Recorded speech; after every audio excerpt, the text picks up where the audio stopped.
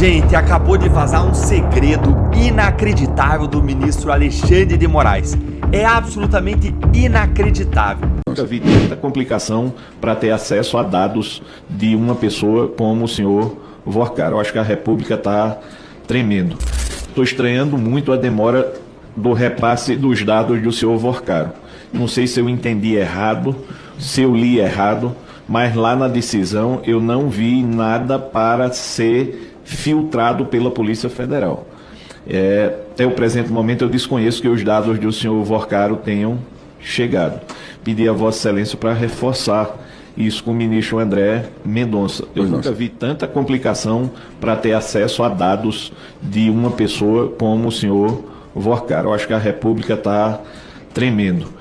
Isso é uma coisa séria. E outra coisa, Milton, que a gente sabe, que eu acho que vai começar a aparecer agora, são outros deslocamentos. Esse é o primeiro, a gente achou, fez uma pesquisa, tivemos uma dica, procuramos, fizemos a pesquisa, toda a apuração, mas isso vai aparecer agora daqui por diante. A gente sabe que as investigações estavam travadas por obra do próprio Dias Toffoli, e agora que elas estão andando, a gente vai ter chance de saber, seja agora, seja mais ali na frente, quando o sigilo cair, quem mais andou no jato do Vorcaro. A gente sabe que não foi só o deputado Nicolas, deve ter havido muito mais gente, e isso vai começar a aparecer a partir de agora. Não... Me explica agora aí, Nicolas, seu envolvimento com o Vorcaro e com o Banco Master, agora eu quero ver. Você fez um contrato de 129 milhões com o Banco Master? Não. Nesse caso, foi a mulher do Moraes. Então você esteve com ele de forma secreta na sua casa? Não. Nesse caso, foi o Lula. Recebeu 5 milhões em contrato com o Banco Master? Também não. Nesse caso, foi o ministro do Lula que recebeu esse dinheiro. Então ele financiou esse evento que você estava aí viajando para fazer campanha para o Bolsonaro? Não. Ele estava financiando os eventos do ministro do STF. Ah, mas é claro que ele estava com você no avião, não é mesmo? Não. Mas o advogado do Banco Master estava. Nesse caso também não foi comigo. Foi com o ministro Dias Toffoli. Mas está na cara que você está ligado, com o Banco Master. Afinal de contas, você não assinou a CPMI do Banco Master para investigar o que está acontecendo. Não, eu assinei. Sabe quem não assinou? Os deputados do PT, do PSOL, do PCdoB e do PV. Todos de esquerda. Tá, então que cargas d'água eles estão te acusando? Vem cá que eu vou te explicar. Há literalmente 4 anos atrás, eu fui convidado para poder participar de um evento chamado Juventude pelo Brasil. E este evento, que fez a logística, eu não fiz. Contrataram uma empresa, eu não contratei, para poder fazer este transporte. Ou seja, era de uma empresa e dentro dessa empresa tinha vários sócios e dentro desses sócios um deles era o Vorcaro. Ou seja, a narrativa de agora é de que eu sou responsável por um ato futuro de alguém. Caramba, como que eu vou prever isso? A partir de agora eu vou entrar no Uber e perguntar, cara, você vai cometer algum crime no futuro? Senão eu tô lascado, porque eu sou seu passageiro. Eu, por exemplo, faço palestras no Brasil inteiro. Imagina se eu responder por cada crime que uma outra pessoa cometeu só porque eu usei o avião dela para poder ir fazer algo. Pensa. E naquele momento não tinha o porquê de eu simplesmente chegar e investigar a empresa ou quem está pagando, porque no fim das contas ele não estava sendo exposto como uma pessoa investigada. Ele operava normalmente, investia em clubes, em empresas, em eventos. Ele inclusive tinha uma parte do time do Galo. Aí imagina o jogador do Galo responder agora porque o cara que investiu em você fez um rolo lá no futuro depois. O que tem a ver, cara? Sabe o que é isso? É porque na falta de encontrar crime em mim, eles precisam encontrar crime no outro e tentar botar a culpa em mim, me envolver, depois de 4 anos. Tá de sacanagem, né? A real é que esse ano é ano eleitoral. Então eles estão malucos pra poder tentar achar qualquer coisa contra mim. Aí o que eles querem com essas narrativas? Esconder isso aqui, Pois é. O Lula com recorde de desaprovação. Tudo pra poder abafar esse lixo de governo que o povo agora literalmente tá tendo que comer lixo. Aí nada melhor do que empurrar, né, as coisas pra mim. Vamos jogar no Nicolas, né? Não tem nada a ver com o que tá acontecendo. A nossa soberania está sob ataque. O relatório oficial do Congresso dos Estados Unidos acaba de confirmar aquilo que já suspeitávamos. A China instalou uma base militar secreta no Brasil. Sabe aonde? Lá na Bahia, 20 anos de PT. Por isso estou protocolando um requerimento na Comissão de Segurança Pública do Senado para irmos até essa base da China lá na Bahia descobrir o que é que está sendo feito. Já que Lula e o Partido Comunista Chinês são irmãos siameses, né? Aquilo ali não é antena de pesquisa, não. É uma estação de espionagem. O nome oficial é Estação Terrestre Tucano. Agora o nome real é Posto Avançado de Vigilância do Partido Comunista Chinês. O relatório é claríssimo. A base tem capacidade para identificar ativos militares estrangeiros e rastrear objetos espaciais em tempo real. Isso é uma ferramenta de inteligência disfarçada de cooperação tecnológica. E o que faz o governo do Brasil? Nada. Silêncio absoluto. Enquanto a China usa o nosso território para espionar o Ocidente, expandir o seu projeto de poder, o governo Lula finge que nada está acontecendo. Silêncio que envergonha a nossa nação e desonra as nossas forças armadas. Isso não é parceria, é violação da nossa soberania. É uma entrega do nosso território para interesse de uma ditadura estrangeira. E o Emílio falou uma coisa impressionante. Ele falou assim, olha, a gente tem que tomar cuidado com esse negócio de segundo turno, que na análise do Emílio, Ele disse o seguinte, Ramad, você tem ali o cara que vai continuar votando no Flávio Bolsonaro, e aí você vai ter aqueles eleitores, o Emílio Surita disse, que é L debaixo da mesa, né? Lula debaixo da mesa, o eleitor, eu tenho nojinho porque ele é assim, ele é assado, e o Emílio vê um risco no segundo turno se continuarmos com esse pessoal não entendendo a gravidade do que está acontecendo no Brasil. Bem, mas eu queria que você comentasse, Ramad, essa fala do Emílio Surita. Você vê esse risco em relação ao segundo turno, ou você acredita que com esse crescimento do Flávio, porque o Flávio está numa curva de crescimento, você acha que temos um risco no segundo turno, ou você acredita que a gente pode unir forças, como a gente falou no domingo, né? Unir forças aí para apoiar o Flávio Bolsonaro? Qual é a sua análise com relação a isso? Olha, tem toda a razão o Emílio, esse é um risco precificado desde o início por todos que se colocam como candidato, e é exatamente esse risco que nós temos que debelar. Por isso, a forma como o Flávio Bolsonaro está trabalhando, se posicionando, é que é a forma vencedora. Vocês vão se recordar que há um tempo atrás o Elon Musk foi investigado pelo Moraes. O Elon Musk foi incluído num dos inquéritos infinitos que estão debaixo das asas do Moraes e agora o Gonê pede arquivamento das investigações sobre o Musk.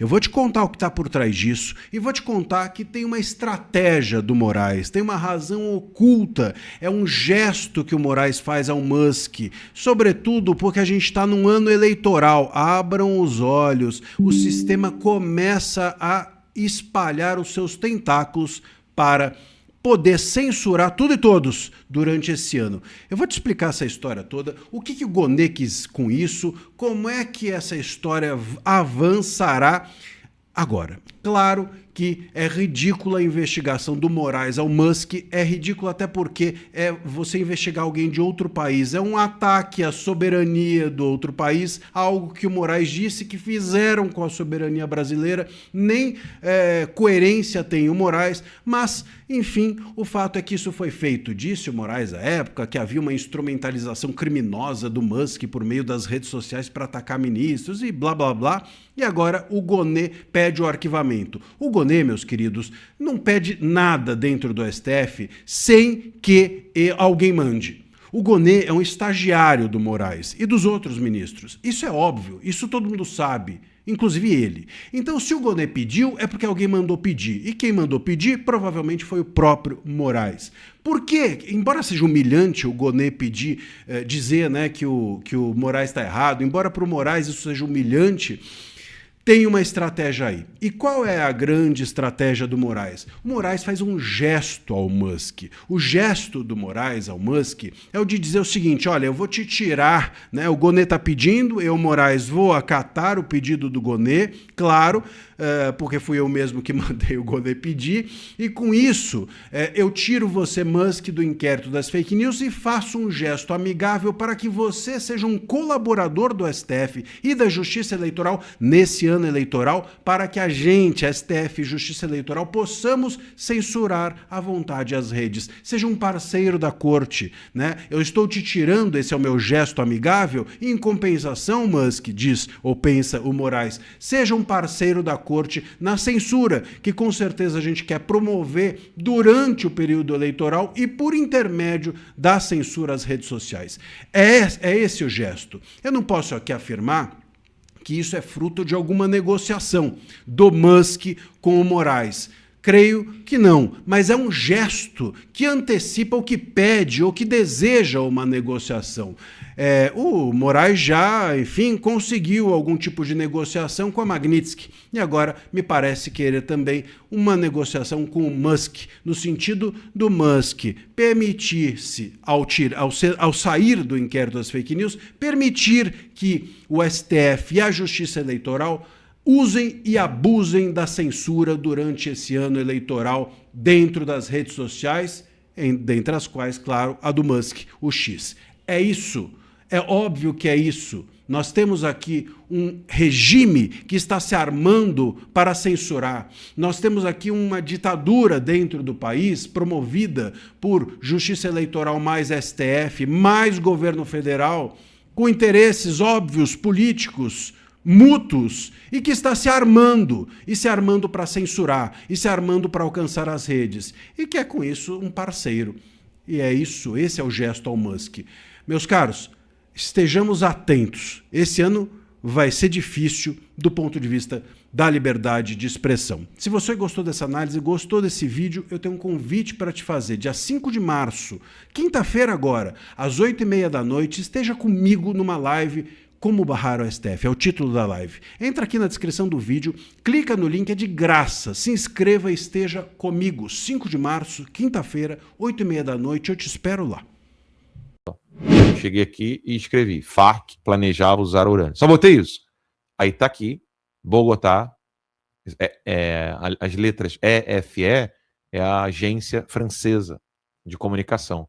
Aí tá aqui, o governo colombiano informou ontem que encontrou cerca de 30 quilos de urânio empobrecido. Então era esse o termo que eu queria lembrar. Urânio empobrecido pertencentes às Forças Armadas Revolucionárias da Colômbia. Então, assim, isso não é história para boi dormir. Vou mostrar aqui para vocês. Ó. Tá aqui. Ó. Tá em inglês, né? Ó, The Colombian Government reported yesterday. O que é yesterday, né? Isso aqui foi de 2008. Mas como eu tenho memória, eu não esqueço dessas coisas, não. Então tá aqui as Forças Revolucionárias, Forças Armadas Revolucionárias da Colômbia, FARC, eles estavam sim com urânio empobrecido e o objetivo deles era terrorismo. Bomba atômica? Não era para bomba atômica. Uma hora a gente pode entrar em detalhes aqui para vocês. E essa questão de Resende, o enriquecimento, as ampolas, que não tem a quantidade é ínfima para a questão de material bélico a ser utilizado pelo Irã, então não serve. E o urânio enriquecido no Brasil são para as usinas de Angra, que ali é a questão de 5% de enriquecimento. Enriquecimento do Irã chega a 60%. Então, o que saiu dali não é compatível com o que é utilizável no Irã. Por essa questão técnica, factual, é que se quebra essa possibilidade. Mas eu acho que a preocupação é mais assim, o que sumiu de Resende é o que foi comentado, né? É o que foi comentado, com toda certeza. É aí que está o medo do pessoal, né?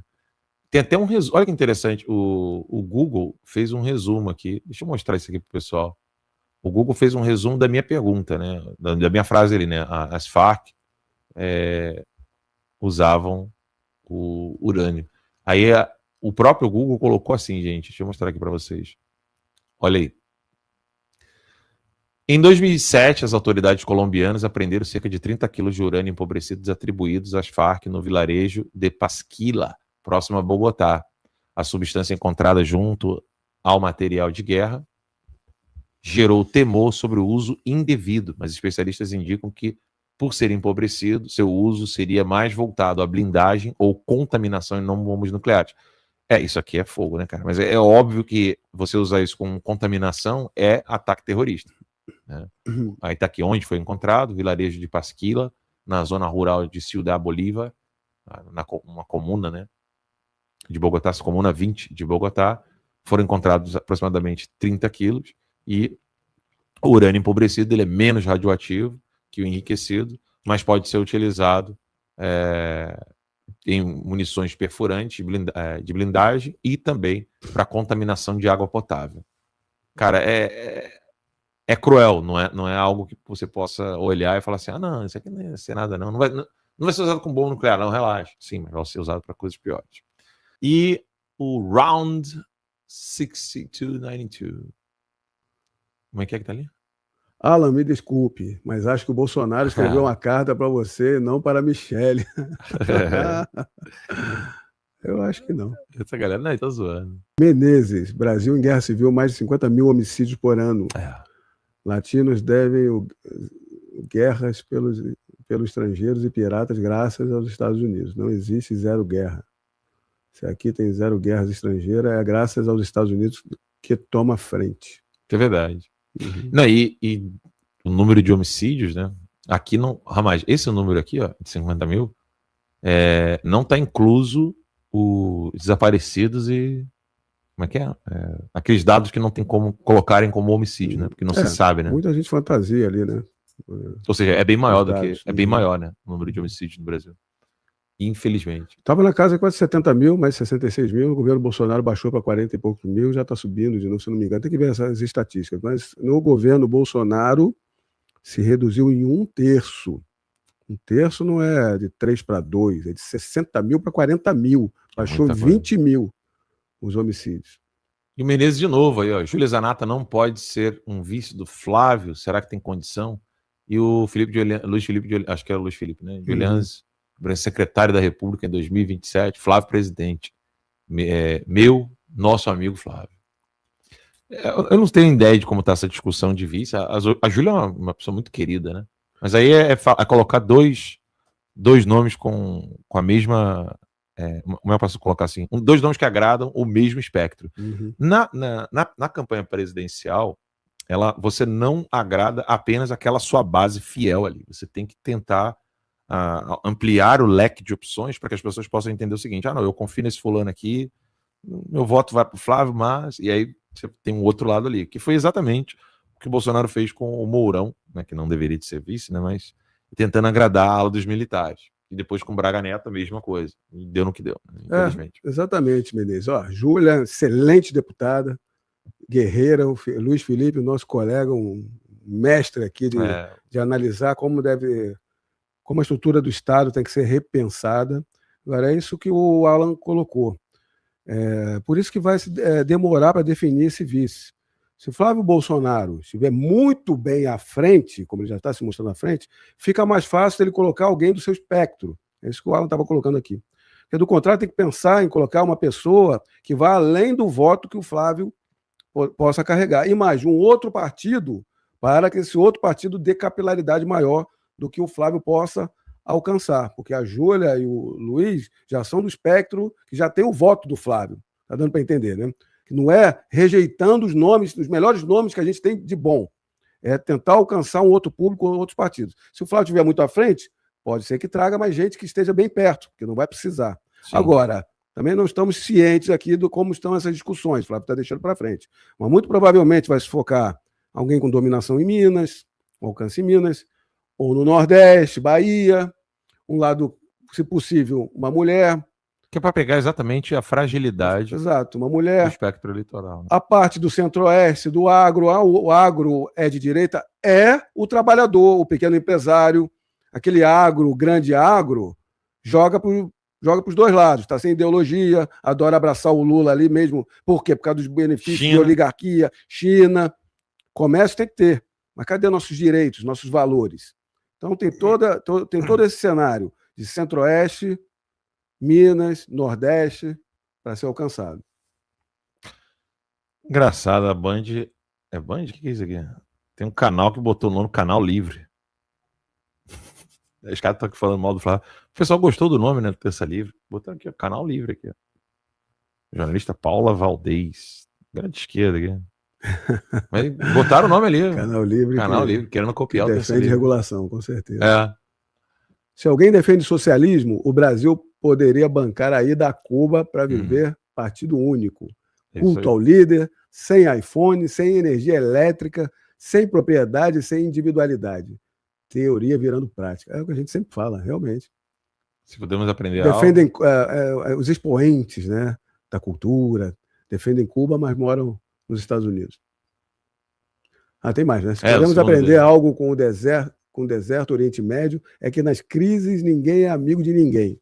Ditaduras não ajudam ditaduras. E a República Americana derrubou Adolf Hitler no passado e Khamenei. Escreveu errado, né? Ali. Hoje junto da República. É isso aí. República de Israel. Acho. Junto da República de Israel. A bandeira de Israel está ali. Vamos lá. Aí a Márcia querida. Consegue ler aí? Alan, cadê o Max? Ramage é o homem perfeito para a PF ou Senado. Obrigado, Márcia. Conta a história de cara arrebentada do Toffoli, please. O Max, ele já fez o pronunciamento dele. O Max precisa de um tempo fora do radar. Vocês sabem como é que é Brasil. Eu não prefiro não comentar sobre isso. Ele precisa do nosso apoio, precisa das nossas orações e ele vai resolver problemas pessoais. E prefiro parar aqui, né, para não ficar dando informações. Os assinantes, que são assinantes lá na comunidade, podem ver o pronunciamento do Max, o vídeo que ele gravou, fica mais fácil. Com relação à cara da história do Toffoli é que ele apareceu com a cara toda arrebentada dizendo que foi um tombo no banheiro, quando na verdade ele tomou foi um sarrafo na cara, porque ele estava tomando decisões de acordo com a Constituição brasileira e isso favorecia Bolsonaro. Não é que favorecia Bolsonaro, é que Bolsonaro estava do lado da lei. E aí, ao fazer isso, ele apareceu com a cara arrebentada, o recado foi dado, era esse. Vai ser na cara para os outros ministros poderem ver e você não ter como esconder. Foi isso que aconteceu. Marcela, temos que olhar com cuidado a ficha criminal dos candidatos ao Senado Federal. Exatamente, Marcelo, o que a gente está falando aqui. A gente quer ajudar nisso. Arthur disse, o governo do Nine considera o índice de desemprego colocando os usuários do Bolsa Família como empregados, mas não considera o valor do Bolsa Família como o valor do salário mínimo. É muita hipocrisia. Perfeito, seu comentário aí é fato. Ou seja, eles ficam inventando dados. Eles colocam que quem está no assistencialismo está empregado, para que a taxa de desemprego não fique das mais baixas como está agora. E aí, se quer botar o Bolsa Família de forma ilegal, por que não bota o valor do Bolsa Família como salário mínimo, como padrão? Porque o salário mínimo no Brasil, perante, inclusive, aí não vamos comparar com a Alemanha, nem Estados Unidos, nem Japão, não. Vamos comparar aqui na América do Sul. Está pior do que do Chile, está pior do que de diversos locais. Ou seja, né, é canalice, né? O povo não tem esses dados, essas informações. Se me permite, eu vou deixar isso fixado aqui. Eu demorei, era para ter deixado enquanto o Armaz falava.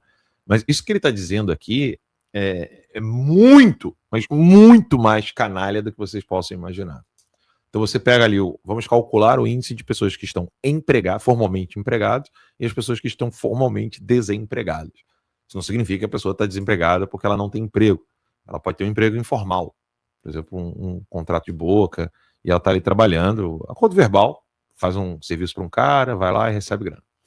Então, nesses dados oficiais, vou ler de novo o superchat do Arthur para desenhar para vocês. Não que o Armaz não tenha explicado, mas eu quero salientar isso aqui para que você possa explicar para os seus amigos. Ele disse assim, o desgoverno do Nine, ou seja, o Lula, considera o índice de desemprego colocando os usuários do Bolsa Família. Então, eles pegam lá, vamos pegar aqui os índices das pessoas formalmente desempregados.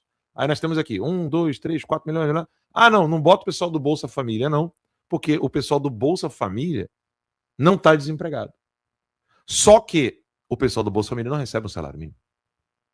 Então, isso é para maquiar números e fazer com que o Lula, aumentando o Bolsa Família, ele estaria, entre aspas, tecnicamente diminuindo o índice de desemprego, e aí quando falasse, comunicasse os números oficiais de quantas pessoas estão empregadas ou desempregadas no Brasil, o Lula, aumentando o assistencialismo do Bolsa Família, estaria diminuindo o número de desempregados. Daria aquela sensação de, ufa, o Estado está ajudando, então agora as pessoas não estão na mão. Só que não é verdade. É essa manipulação aqui, descrita pelo Arthur, que você precisa ter na ponta da língua ao falar com as pessoas ao redor aí do seu bairro, da sua cidade, do seu trabalho, mostrando que o Lula é um verdadeiro canalha.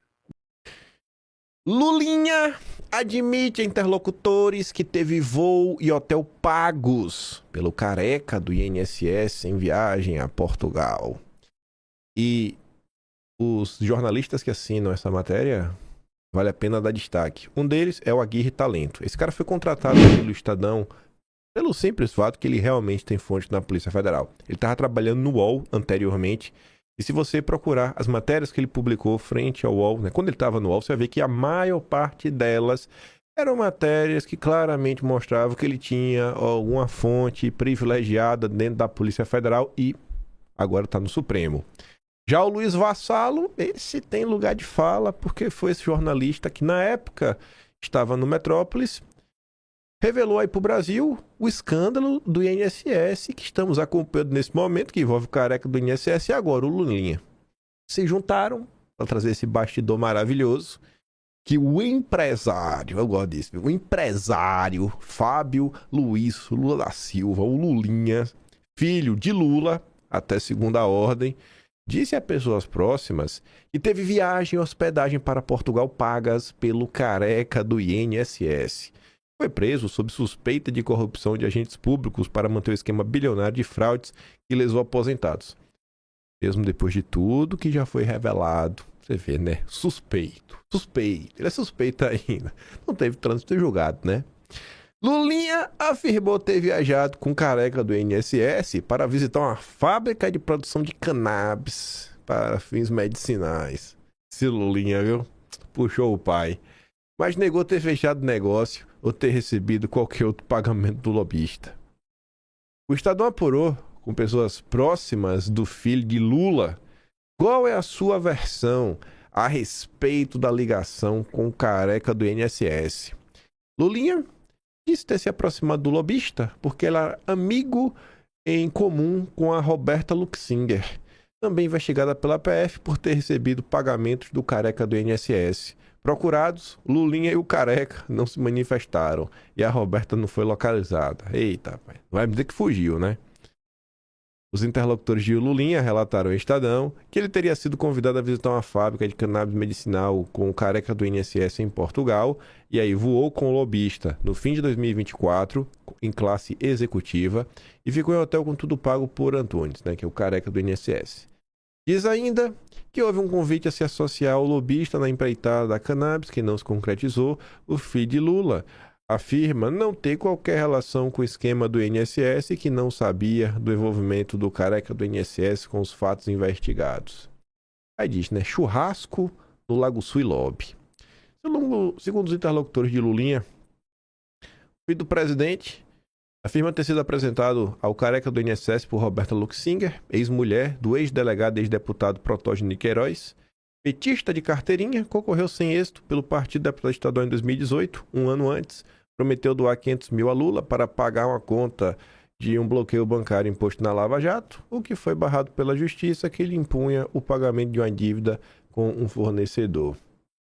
Aí, na sessão da CPMI do INSS de ontem, ex-secretária confirma negócio de careca do INSS para compra de casa de marqueteira do PT.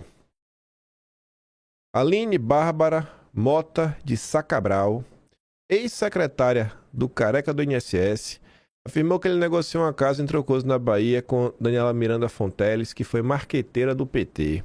A informação foi dada durante depoimento na CPI que investiga, né, o esquema de descontos legais e benefícios de aposentados e pensionistas nesta segunda-feira. Eu tive conhecimento que ele tinha comprado o imóvel. Posteriormente fiquei sabendo de quem era. Procurada, a defesa de Fonteles não se manifestou. O espaço segue aberto. É incrível, né? Essa turma nunca quer se pronunciar, nunca quer falar nada. A ex-secretária do lobista também disse ter viajado para o imóvel no início de 2025 para treinar a governanta, mas não soube informar se o negócio chegou a ser concluído. Eu não tenho certeza se a casa já era completamente dele ou se os trâmites da compra tinham sido finalizados ou não. Eu estive lá para treinar a governanta. Ela afirmou ainda que viajou ao local de avião e chegou pelo aeroporto de Porto Seguro, onde o funcionário do careca do INSS a buscou. Relatórios do COAF, entregues à comissão, indicam um repasse de 5 milhões do careca para Daniele Fonteles. O publicitário afirmou à revista Veja que o valor foi referente a parcelas da compra do imóvel. No entanto, segundo Fonteles, o negócio não foi concretizado porque as contas de Antunes foram bloqueadas judicialmente após a operação sem desconto. Inicialmente, além de se recusar a prestar informação, a declaração ocorreu após insistência do relator, o deputado Alfredo Gaspar. Me diz uma coisa aí, vai. A senhora responder se um terceiro comprou imóvel de outro terceiro te incrimina? Perguntou o relator. A depoente, então, admitiu ter conhecimento da transação, mas não soube informar os valores. Limitou-se a dizer que a operação ocorreu no fim de 24. Aline Bárbara Mota de Sacabral era assistente pessoal do careca e afirma que cuidava de operações pessoais dele, como emissão de passagens aéreas e contato com familiares. Aí voltando para falar do Lulinha, né? Batoré sinalizou que deve decidir nos próximos dias se vai ou não anular a quebra de sigilo do filho de Lula. Vai ou não vai tentar abafar uma informação que o Brasil inteiro quer saber. Aí tá ali, Batoré está basicamente esperando, indicou que vai esperar, vai tomar decisão nos próximos dias, só aguarda manifestação das partes e o parecer de servidores da advocacia e da Polícia Legislativa do Senado. Aí imagina o parecer, né? Como é que não é o parecer dessa galera? Senado. Mas vamos ver, né? Nos próximos dias, de que lado a turma tá. A Evelene Cantanhede. O que é mais explosivo para Lula? A guerra do Irã ou Lulinha? Eu acho que é o Lulinha. Ela também. Enfim. O conflito aí do Israel com Estados Unidos e Israel contra o Irã se espalha pelo Oriente Médio impacta as bolsas ao redor do mundo, chacoalha o preço do petróleo e, por óbvio, é um problemaço para o Brasil e para o Lula. A principal preocupação de Lula no eleitoral, porém, não é essa qual seria, porque realmente é um problema, né? Se o petróleo subir nos próximos dias, eu acho que o brasileiro não vai nem querer saber, né? Só vai falar que a culpa é do Lula. Mais explosivo que esse conflito para a campanha de Lula é o cerco do Supremo e do Congresso às peraltices do já habitualmente peralta Lulinha. Admite interlocutores, como registrou o Estadão, que foi o careca do INSS quem pagou passagem e hotel para ele em Lisboa.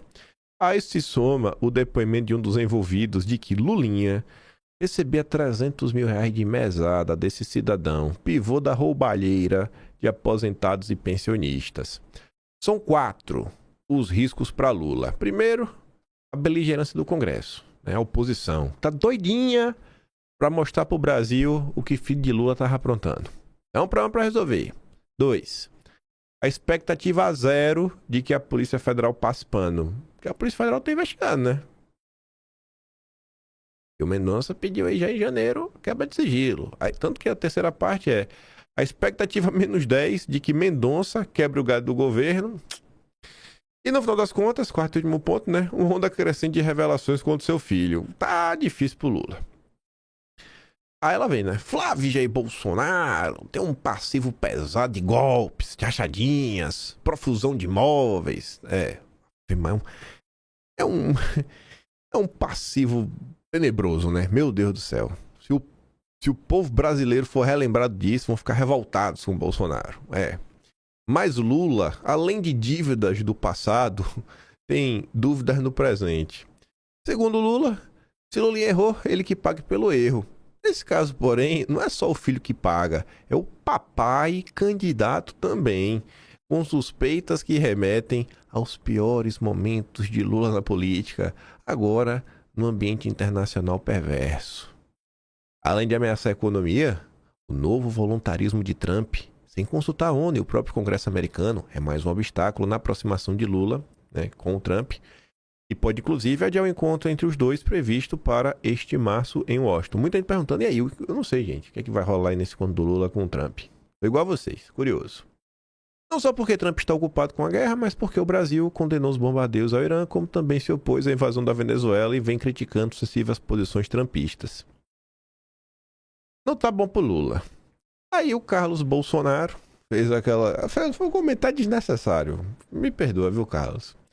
Já sofri buscas e apreensões, fui intimado uma infinidade de vezes pela Polícia Federal, invadiram minha casa, helicóptero cumprindo determinações, levaram coisas pessoais que não tenho até hoje muito mais. Tudo isso sem eu ou qualquer pessoa de bom senso saber o verdadeiro motivo de nada. Aí depois ele vem. Porque até hoje nada disso aconteceu com o filho de Lula, visto que, em tese, está envolvido até os dentes com desvio de dinheiro do INSS, de velhinhos e outros absurdos. Obviamente tudo funciona na democracia. Pergunta burra, me perdoa. Não aconteceu porque tu não é bandido, irmão. Quer dizer, aconteceu isso com tu porque tu não é bandido. Se tu fosse bandido, tu tava de boa. Se tu fosse bandido, tu não tava aí sendo perseguido pelo regime. É basicamente isso. Se tu fosse um cara, sabe, tivesse feito algo errado, tivesse roubado, o regime não estava atrás de você. Mas aí você, né, é golpe. Você é golpista, você é filho de Bolsonaro. Esse é o seu crime, ser filho de Bolsonaro. É o tratamento, né, que é totalmente desproporcional.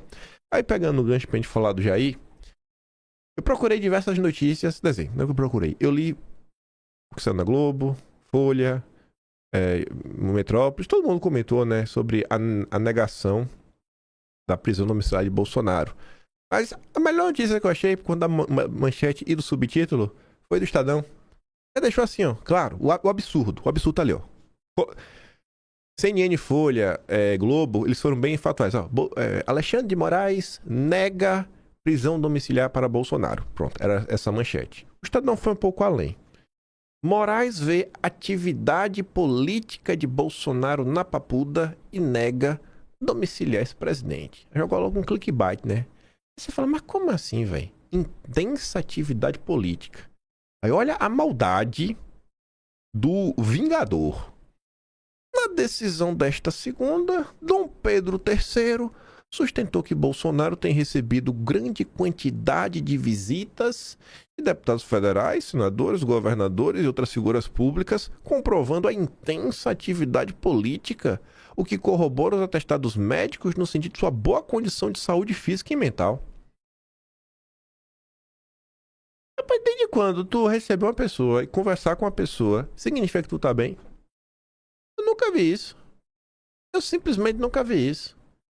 E o que é intensa atividade política? Como é que se mede isso? Assim, gente, simplesmente não dá. Simplesmente não dá. Você vê claramente, Bolsonaro segue soluçando. Bolsonaro agora vai passar por um tratamento que dá uma espécie de alguns choques na caixa craniana para ver se consegue ajudar na questão dos soluços. E até agora, vocês estão vendo quantos meses fazem que Bolsonaro está soluçando sem parar, né? Todo mundo tratando como uma coisa mais normal do mundo. Tomando problema para dormir, hipertensão, câncer de pele, problemas de hérnia, dores. Tá 100%. Aí coloca ali, né, no subtítulo. Ao negar pedido da defesa para mandar Bolsonaro para casa, Dom Pedro III afirmou que Bolsonaro recebeu 144 atendimentos médicos ao longo de 39 dias de detenção. Veja como a pessoa tá bem, né? Veja como a pessoa tá bem. Uma média de mais de 3,5 atendimentos por dia. 144 em 39 dias. Veja como ele está bem. 3 vezes por dia ele tem que ver o médico. Tão bem que ele tá. A questão também registra que, condenado a 27 anos e 3 meses de prisão por tentativa de golpe, tem visita permanentes de familiares, sem necessidade de nova autorização judicial, incluindo mulher, filhos, filho e enteado. Maravilhoso, né? Aí você entende aqui, Carlos? É por causa disso. Você é filho de Bolsonaro. Logo você vai ser destruído. Vamos fazer o que for necessário para tentar destruir vocês. Se você fosse filho de Lula, aí seria totalmente diferente. Por conta da proibição de Bolsonaro, né, de mais essa negativa, o Flávio fez uma jogada inteligente, né? Ele é incluído como advogado de Bolsonaro na execução penal e com isso, né, ele agora vai poder visitar Bolsonaro diariamente. Ele pode visitar na figura de advogado. Ir lá, conversar com o pai, contar o que está acontecendo. E mais do que isso, né, dar um abraço no pai. Só pra falar, ô meu pai, tô aqui, ó, tô aqui para ver o senhor. Tô aqui para ver o senhor, sabe um absurdo que tá acontecendo? Não, tô vindo aqui para dar um abraço, não vai ficar sozinho não. Ficar olhando pras paredes, não. Inclusão ocorre após nova negativa de Dom Pedro III pedir prisão domiciliar e ampla participação da família na defesa. Aí ontem a Luísa Martins, né, estava na CNN como porta-voz do Supremo, agora foi ser porta-voz do Supremo na Folha. PGR critica a tese de Gilmar sobre delação e cita risco de impacto para Bolsonaro. Aí a tese de Gilmar é a tese do óbvio.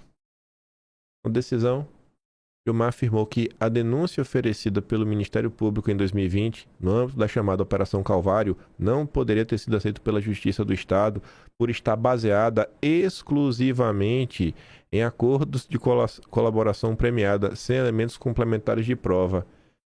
Aí, obviamente, uma coisa como essa derrubaria a delação do Cid. Aí ia ser chororô. Aí o teatro, a farsa, poderia cair por terra. Esse é o Brasil. Esse é o homem que tá com 27 anos de cadeia. É o Bolsonaro. Mas vamos lá. Vamos que tem notícia boa. Primeiro, essa daqui, que é boa. Depois uma que parece que é ruim, mas é boa. Parece que é ruim, mas é boa. Tô falando sério. Mas primeira boa, boa mesmo. Agro baiano critica cenário fundiário atual e fecha com Flávio Bolsonaro. A Associação do Agronegócio do Extremo Sul da Bahia declarou apoio à pré-candidatura do político ao Planalto. A Associação do Extremo Sul ainda, só pode ser do extrema direita, né? A pessoa apoia o Lula não ia dar. Piadas à parte, a Sarita diz, né? Meu amigo Flávio recebe apoio do Agro Baiano. Enquanto o Agro Baiano apoia o Flávio, o editorial de hoje do Estadão fala sobre a falta de consenso no agro em relação ao Flávio. Mas esse editorial é bom. Acredite se quiser. Você fala, não é possível. Já assistiu Chaves? Lembra de quando a Chiquinha defendia o seu Madruga? Aqui, ó. pilantra, pati, salafrário, vagabundo, mal vestido, né?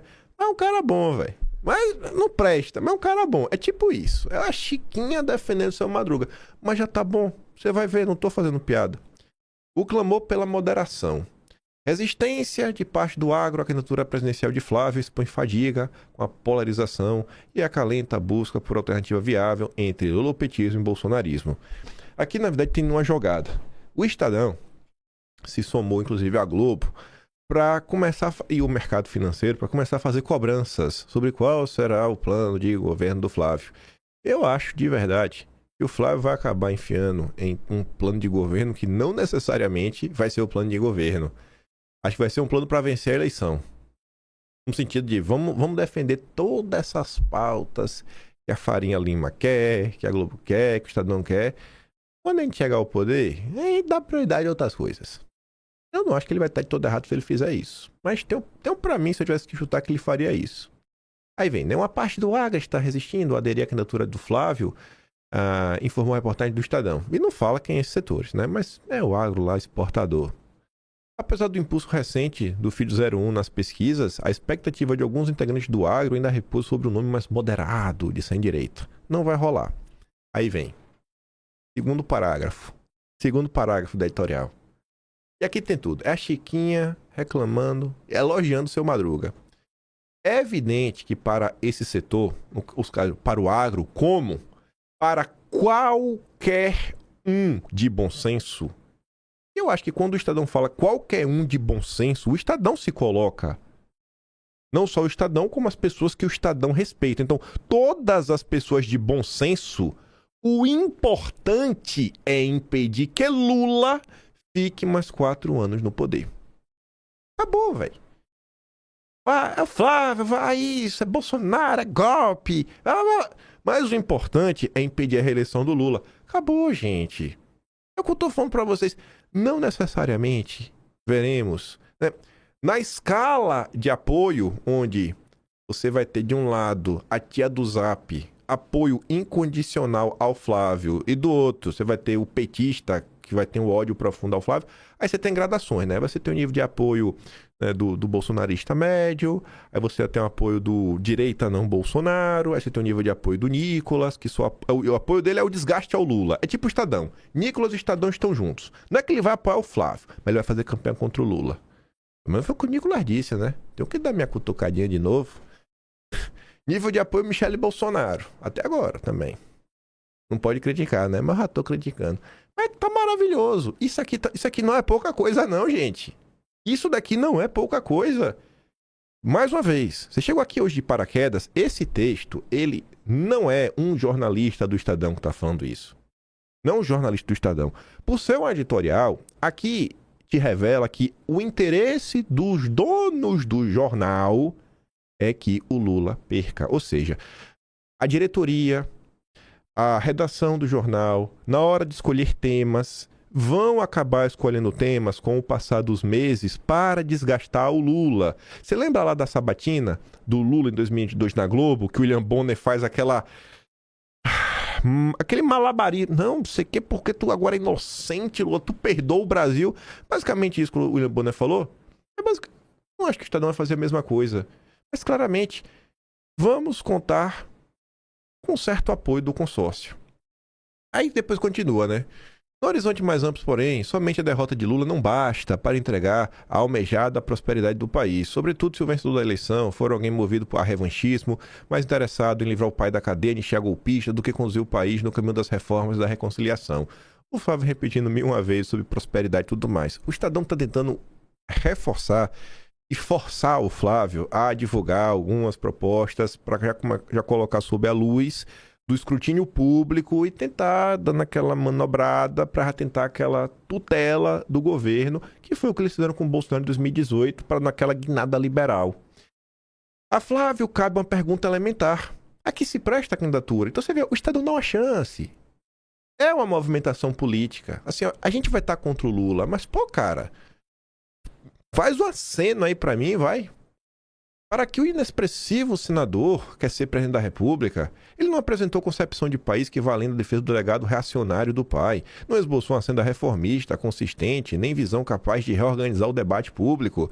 Ao contrário, já assinou até com a hipótese de ter como ministro das Relações o seu irmão Eduardo Bolsonaro, caçado, que ajudou a sabotar o Brasil a partir de seus vínculos com Trump, mesmo que permaneça no campo do devaneio, a mera ideia agride o país e o bom senso. Soma-se a isso a incapacidade de ordenar o próprio campo. As últimas semanas foram marcadas por atritos públicos entre a Michelle e os irmãos Eduardo Carlos Bolsonaro, sem que Flávio tenha demonstrado liderança para pacificar a casa.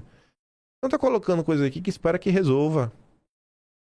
Sabe que não vai resolver 100%, mas sendo realista, sabendo que a disputa é Lula e Bolsonaro, não vai ser Lula, o Estado dando a parte dele tentando cobrar para ver se força o Flávio a dar uma guinada. E é um movimento que você vai ver cada vez mais frequente.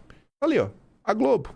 Ao mesmo tempo, promessas de Flávio para a corrida eleitoral são vagas e têm lacunas, dizem especialistas. Agora, como relembra o Rodinei, né? Para evitar polêmicas, Lula decide não divulgar a versão final de plano de governo. Lula se elegeu sem apresentar qual era o plano dele. E todo mundo achou isso maravilhoso. Por quê? Porque só tinha que derrotar o Bolsonaro, né? Para salvar a democracia. O Flávio tem que resistir aos próximos meses, às tentações que aparecerão pelo caminho, manter essa postura de conciliador, sabe? Ó, andando na corda bamba, sem pesar para um lado, sem pesar para o outro. O papel do Flávio não é tomar lado nessas brigas. O papel dele é garantir votos, continuar com esse discurso, eu sou o cara porreta, todo mundo junto, vamos unir o Brasil. O problema é o Lula. Acabou. E o resto fica com a gente. Aí, o que eu falei pra vocês, não sou apenas eu que estou notando essa guinada na imprensa. Reinaldo Azevedo, demitido do UOL, que agora tá no Metrópolis, também tá comentando sobre isso, né? A Pamela comenta, ó, mais um recadinho velado do Reinaldo da imprensa brasileira. Agora, ele sugere que a imprensa está se alinhando ao bolsonarismo contra o Supremo. Ele não está de todo errado, pois, inclusive, como um bom garoto de recados, né, a imprensa agora percebeu que as cheias do Zap e Bolsonaro sempre tiveram e têm razão. Afinal, o canhão mudou de direção, né, na mira, o mainstream. Porque nunca houve um momento em que a imprensa estivesse tão alinhada com o bolsonarismo como agora. Presta atenção no que eu vou dizer aqui para não parecer que... Não estou dizendo que tem ninguém conspirando contra nada. Estou dizendo que existe uma agenda na imprensa brasileira, universal quase na imprensa brasileira, de crítica ao Supremo, alinhada com o bolsonarismo. Que é crítico ao Supremo. Tanto é que o bolsonarismo apanhou, nós vamos ver em seguida. Essa conjugação nunca houve. O bolsonarismo sempre foi hostil à imprensa. Já tem algum tempo que se aproximou, mas de qualquer modo a relação era de hostilidade, no geral. Agora não, agora é de identidade, ainda que por razões distintas. Né? O fato de ser por razão distinta não quer dizer que não haja esse alinhamento. Isso tem um nome técnico em política, chama-se aliado objetivo. O aliado objetivo não é um aliado subjetivo, não é uma aliança de sujeitos, é uma aliança de objetos, né? Então, o Supremo hoje é um objeto da crítica, muito dura, da imprensa, de maneira geral, e o Supremo segue sendo, desde sempre, um objeto da crítica dos bolsonaristas. Então, há essa aliança objetiva a partir dos objetos e não subjetiva a partir dos sujeitos. Quando você vê o Flávio falando, foi um erro o lidar com a imprensa, né? As verbas têm que ser utilizadas, o governo contar suas entregas. Eu acho que quando ele fala isso, eu acho que o Roberto Marinho não tá ouvindo lá do inferno, né? Debaixo dos 7 palmos de terra, aquele... Olha, tá ouvindo, aí tá lá, psicografando carta pros filhos. Falou, presta atenção aí, viu, que é dinheiro pra Globo, viu? O dinheiro só tá no Lula, não. E não, enfim, tô dando que eu resumo o Roberto Marinho só porque ninguém suporta ele, mas coloco todos esses jornais, gente. Frias da Folha, o Estevão aí do Metrópolis, os Mesquita do Estadão. Tem ninguém idiota, não. Tá vendo, rapaz, com Lula o país tá marchando pro buraco. Tá vendo um cara aí falando que tratamento ser diferente. Olha como foi esse episódio do final de semana que eu falei pra vocês, né? Do Polon. Você vê que o Flávio entra em campo, defende o Polon, rebate as suspeitas e as ilações que a imprensa vinha fazendo e respeitando a jornalista, né? Destacando, pô, ela fez o trabalho dela, né? Qualquer jornalista quer saber, né, sobre a verdade, os bastidores, o furo. Ninguém tava fazendo, ela foi lá e bateu a foto. Ela não tá errada em ser curiosa. Então, você vê a forma como o cara tá conversando. E tá surtindo efeito, né? Tá surtindo efeito. Será que vai ser no primeiro turno? Rapaz, vai ter Datafolha essa semana, viu? A pergunta é, quando? Qual é a aposta de vocês? Qual a aposta de vocês quando Flávio estará liderando todas as pesquisas? Quando? Vocês têm uma data? Não tô falando de desejo. Porque desejo era essa semana, né? Mas data. Você pode ser. Não, vai ser uma aposta. Você botar quando? Aí, da esquerda antipetista, Frederico Krepp também fala algumas coisas aí nesse ponto. E os problemas que o Lula vem enfrentando. Aí a Tsuki coloca ali o recorde dizendo assim, ó. Além de admitir que o governo Bolsonaro teve queda de desempregos, crescimento econômico e o Lula não entrega o que prometeu, parece que o desespero começou a bater diante da consolidação de Flávio e a dificuldade do PT de combater o bolsonarismo. Ela coloca ali uma aspas dele, né? Essa própria questão que eles falavam muito da vitória do Lula no primeiro turno, isso pra mim acabou. A polarização está consolidada. Vamos ouvir aqui o Fred Krepp.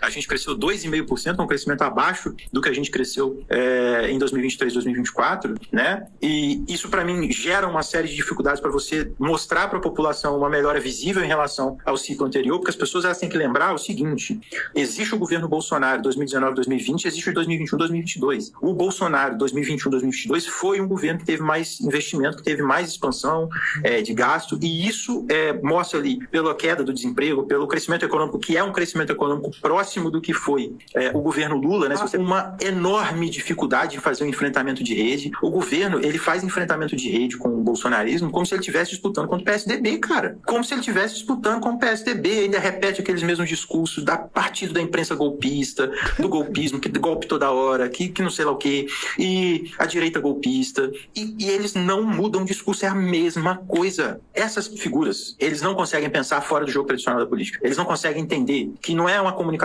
boa ali que vai chegar lá no cara, que o cara vai ter uma epifania, que ele vai virar apoiador do governo, né? Essa fórmula aí de mostrar para as pessoas o que o governo fez, o que ele está entregando. O problema é que a capacidade de entrega do governo, ela é limitada, e ele se limitou nessa capacidade de entrega. Então, ele não pode entregar mais do que ele está prometendo. Ele não pode entregar mais do que ele prometeu. Ele não pode, não é nem do que ele prometeu, ele está entregando menos do que ele prometeu. Então, ele não está conseguindo entregar o que ele prometeu. E aí, é uma situação que ele não entrega, e o embate político é muito limitado. Frisem isso, tá, gente? A reeleição do Lula está causando mais medo e mais preocupação do que a vitória do Flávio Bolsonaro. Se isso se consolida, se essa questão do medo da reeleição do Lula cresce, e se isso vai se consolidando e vai se mostrando uma tendência em outras pesquisas, a situação pode se complicar muito, tá, pro Lula. Calma que tem mais. A rejeição ao Lula é muito maior do que qualquer outra coisa, né? A maior parte das pessoas, o principal medo delas é que o Lula se reeleja. É que o Estadão tá falando, né? Será que isso vai se consolidar ou não? Será que vai consolidar ou não? Não começou a campanha ainda para valer. A campanha ainda não começou para valer. Veja só. Veja só. Na hora que falar não, agora é para valer. Tá valendo. Passou aí agora dia 4 de abril. Qualquer plano, qualquer tentativa de... Já foi. Quem tinha que se descompatibilizar, descompatibilizou. Quem não se descompatibilizou, não se descompatibiliza mais.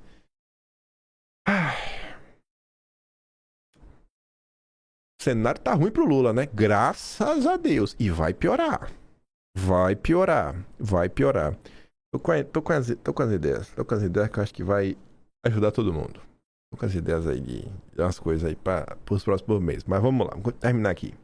pesquisa que ela está apontando ali uma certa tendência, uma tendência que é relativamente preocupante para o Lula. O bom, eu que eu já estou analisando essas coisas desde o início do ano, eu já estou falando, gente, cuidado, esse clima de já ganhou tá errado, essa ideia de que vai ganhar no primeiro turno, ela não é bem assim, então tomem cuidado com isso. E não, que vai ganhar no primeiro turno, que está com 40 e tantos % e tudo mais. O que aconteceu agora com essa pesquisa que saiu em fevereiro? Uma queda forte do Lula e um crescimento do Flávio Bolsonaro nos 2 turnos. Por que isso tem que acender um alerta em relação ao governo? E as expectativas em relação ao Flávio Bolsonaro eram de que ele teria um pouco mais de dificuldade. Ele está consolidando esses votos da direita muito rápido. Aqui, né? A gente está vendo uma situação virar. Óbvio que não dá para cravar absolutamente nada, assim, o Lula já perdeu, o Lula tem que desistir, ou algo do tipo. Não acho que é isso. É mais, ele tem que ligar o alerta para já, assim, para ontem. Essa própria questão que eles falavam muito de vitória do Lula no primeiro turno, para mim, isso acabou. Isso é ilusão pura. A polarização está consolidada. Pois é, né? Os doidinhos da praça é da esquerda. Não, porque o Lula já venceu. É o Lula. É o Lula. Confia que o Lula já venceu. Presidenciáveis do PSD enfrentam risco de perder comando de seus estados para o bolsonarismo. Ratinho Júnior e Eduardo Leite têm dificuldades para emplacar sucessores. Caiado ainda negocia aliança com o PL, mas tem um cenário mais confortável dos 3. Não dá, pô. Quem tem voto no Brasil é o Bolsonaro.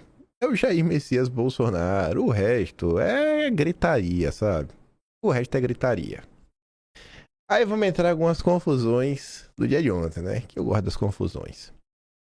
Primeiro, isso aqui ao longo do dia de ontem, logo cedo, repercutindo um pouco da manifestação de domingo. Flávio e Malafaia conversam antes de ato em São Paulo e acertam as diferenças. Você fala, pô, agora vai. Flávio faz as pazes com Malafaia em almoço antes de ato na Paulista e tenta costurar apoio pré-campanha. Agora vai. Aí o dia foi passando, né?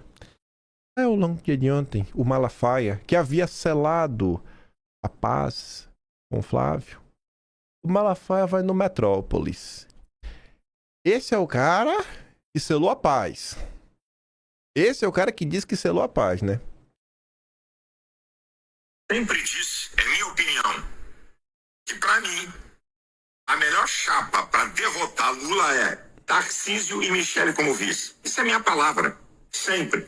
Disse para várias entrevistas, olha, Ratinho, Zema, tá certo? Caiado, Flávio Bolsonaro tem condição de ser presidente da República, mas para mim o melhor, o que consegue congregar toda essa gente de direita e centro é o Tarcísio e a mulher de Bolsonaro, porque ela tem uma capilaridade na direita violenta, com evangélicos, mulher e filha de nordestino. Agora, não sou eu que decido isso. Eu não decido quem vai ser candidato. É minha opinião de cidadão. Eu fui bombardeado porque é incrível, gente. É incrível. Eu fico vendo todos os radicais de direita e de esquerda, eles trabalham com emoção e com paixão. É igual a clube de futebol, né?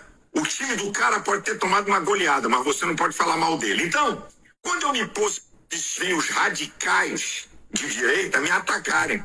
Tanto atacaram o Michele, atacaram o Nicolas, eu fui defender os dois, entrei na burdoada. Aí Bolsonaro, lá no X, lá no Twitter, né?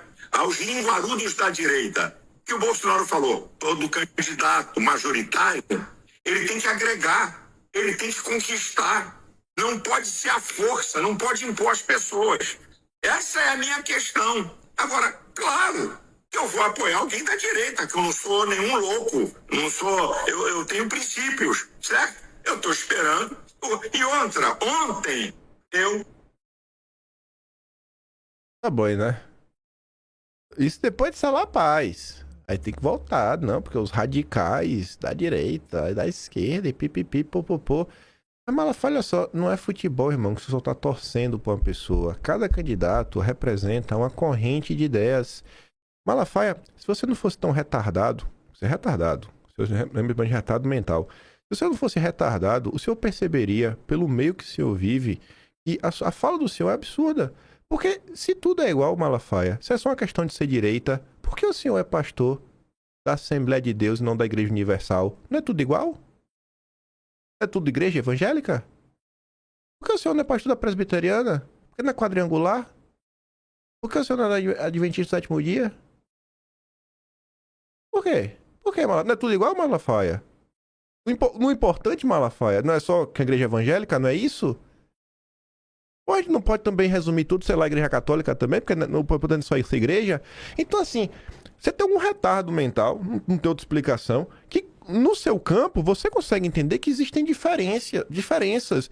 E você torce pro seu, eu acho que você acha que tá com a verdade no coração. Porque se você não tá com a verdade no coração, você nem devia nem ser pastor. Porque você tá pregando, né, o falso testemunho.